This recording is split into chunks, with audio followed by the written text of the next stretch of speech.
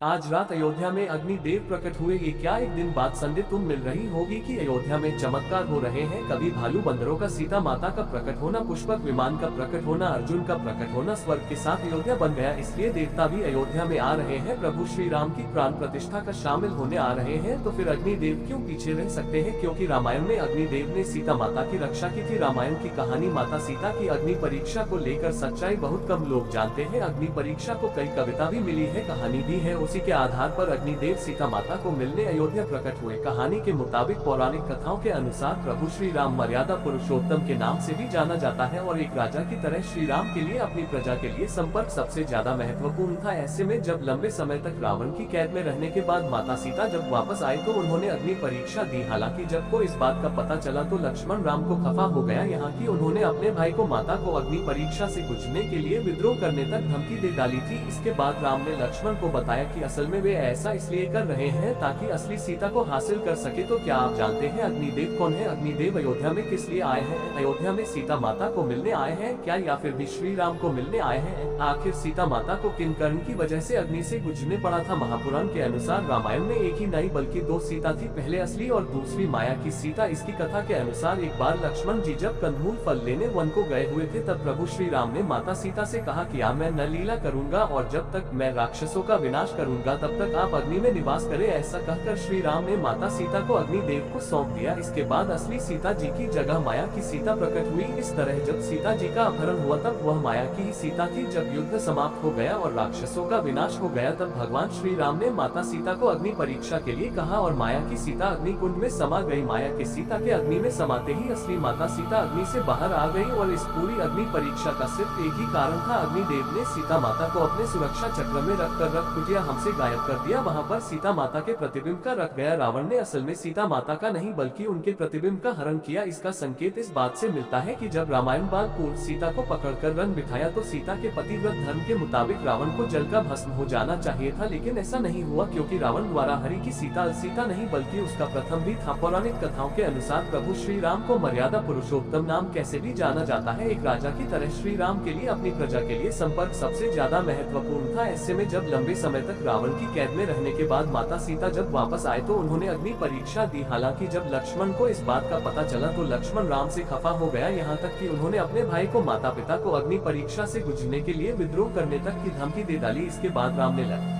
माता सीता की अग्नि परीक्षा लेने का उद्देश्य ये था कि श्री राम जानते थे आने वाले समय में सीता की पवित्रता पर लोग प्रश्न अवश्य उठाएंगे, जैसा कि एक अयोध्या निवासी धोबी ने किया। इसलिए राम ने उनकी परीक्षा ली, यह जानते हुए भी कि सीता सोने की तरह पवित्र है। राम ने ऐसा कर उन भविष्य में उठने वाले सारे प्रश्नों को अपने ऊपर ले लिया। समझ में उसे किसका यह असर पड़ा कि आज भी लोग सीता की पवित्रता पर प्रश्न नहीं उठाते हैं परंतु राम को ही परीक्षा लेने के लिए दोषी ठहराते हैं। गीता अग्नि परीक्षा ऊपरी त्याग एक विवादित प्रसंग है। सीता ने अग्नि परीक्षा दी थी, यह नहीं दी थी कि रावण सीता की छाया ले गया था और असली सीता का श्री राम ने अग्निदेव को सौंप दिया था। ये सवाल बात महत्वपूर्ण है। आओ जानते हैं कि सही क्या है। ये कहते हैं कि अयोध्या जाने के बाद माता सीता को समाज की बुराई से बचने के लिए अग्नि परीक्षा देनी पड़ी थी। यह घटना अयोध्या में घटी थी। ये भी कहा जाता है कि प्रभु राम ने रावण हरण के पूर्व सीता को अग्नि को सौंप दिया था। रावण जी सीता का हरण करके ले गया था, वह सीता माता की छाया थी। लंका विजय के बाद राम ने अग्नि से अपनी असली सीता मांग ली थी। यह घटना लंका में घटित हुई थी। राम जब सीता को रावण के पास से छुड़ाकर अयोध्या ले आए तो उनके राजाभिषेक के कुछ समय बाद मंत्री और दुर्मुख नामक एक गुप्तचर के मुँह से राम ने जाने का प्रजनन सीता की पवित्रता के विषय में संगीत आकर्षित और राम को लेकर अनेक मनमानी बातें बनाई जा रही है। उसे वक्त सीता गर्भवती थी। राम और उनसे सीता से कहा कि समाज में बातें बनाई जा रही है। सभी कहते हैं कि अग्नि परीक्षा देगा पड़ेगा। माना जाता है कि समाज द्वारा संदेश की जाने कारण सीता ने इंग्लैंड अपमान और दुख से विचलन होकर चिता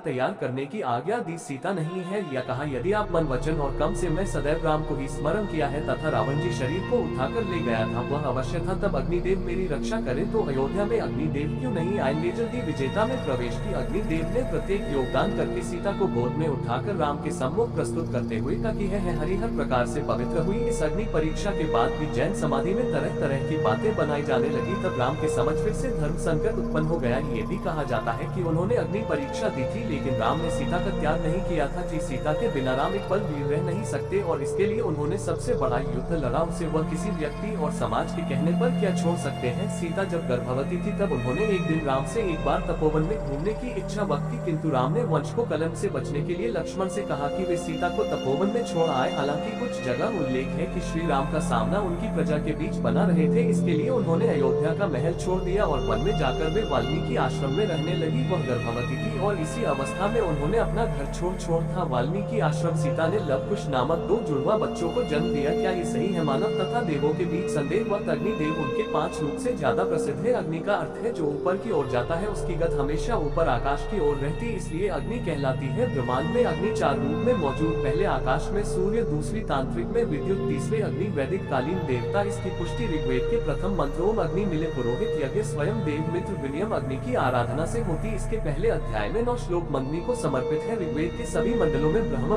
गमे इनकी उपासना की गई है। इससे पता चलता है कि हजारों साल पहले ही हमारे ऋषियों ने अग्नि के महत्व को जान लिया था। ये ऋषि व्यास ने अग्नि को आगमन कहा, यानी अग्नि का स्थान पहले 8 वीडियो में अग्नि का स्थान प्रथम है। अग्नि हिंदू धर्म में आज के देवता आए हुए सभी देवताओं के लिए यज्ञ वस्त्र भ्रमण करने का माध्यम माने जाते हैं, इसलिए उनकी उपाधि भारत वैदिक काल से अग्नि सबसे ऊंचे देवों में से है। पौराणिक युग में अग्नि पुराण नामक एक ग्रंथ भी रचित हुआ। हिंदू धर्म में विधवे या धावन विवाह अग्नि द्वारा देवताओं पूजा की जाती है। उनके माता पिता भगवान ब्रह्मा और देवी सरस्वती हैं।